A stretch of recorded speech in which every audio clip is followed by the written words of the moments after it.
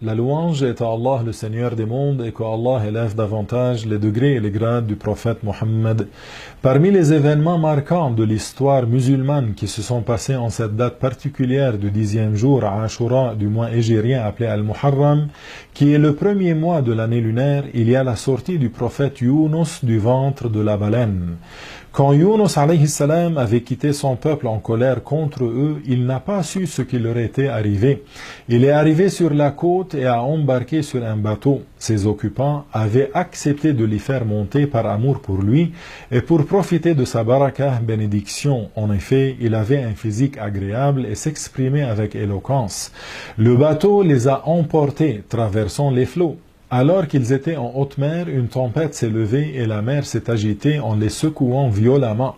Les matelots ont dit, il y a parmi nous quelqu'un qui a commis un péché. Ils ont décidé de tirer au sort. Celui qui serait désigné serait jeté par-dessus bord. Le sort a désigné le prophète Yunus alayhi salam, mais comme ils avaient une bonne opinion de lui, ils n'ont pas voulu le jeter à la mer et ont préféré tirer une deuxième fois.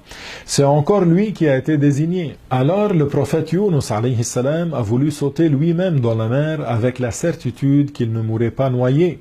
Mais ils ont refusé et ont tiré au sort une troisième fois. Le sort l'ayant encore désigné, Yunus alayhi salam a sauté dans la mer sombre dans l'obscurité de la nuit. Et comme on l'a dit, il savait qu'il ne mourrait pas noyé et il n'est pas permis de penser qu'il aurait voulu se suicider car le suicide est le plus grand péché après la mécréance. Or, il est impossible qu'un prophète commette un grand péché.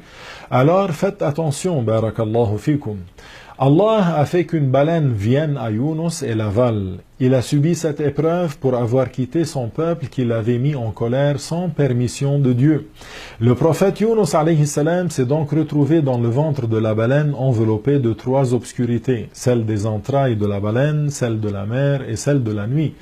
Par la toute-puissance divine, la baleine ne lui fit aucun mal, ni blessure, ni os cassé. La baleine nageait, emportant Yunus alayhi salam dans les profondeurs marines, où il a entendu des sons étranges. Allah lui a révélé qu'il s'agissait du tasbih des animaux marins. Du fond de l'océan, Yunus alayhi salam s'est mis à invoquer Allah, à demander son pardon et le glorifier. Allah l'a exaucé et l'a soulagé de son tourment et sa peine. La baleine l'a déposé malade et affaibli dans un endroit sans végétation, et tout ce qui entrait en contact avec sa peau lui faisait mal. Allah lui fit miséricorde en faisant qu'une courge pousse à côté de lui et l'abrite. Cette plante présente de nombreux avantages, parmi lesquels elle pousse rapidement et on peut se mettre à l'ombre de ses feuilles larges et douces. Les mouches ne s'en approchent pas, et en plus ces fruits sont nourrissants et peuvent se consommer crus comme cuits avec leur peau. En plus, Allah a fait qu'une femelle de la famille des cervidés vienne à lui et se laisse traire pour qu'il puisse boire de son lait matin et soir jusqu'à sa guérison par la volonté d'Allah. Puis Allah lui a ordonné de retourner vers son peuple les informer qu'il leur avait pardonné.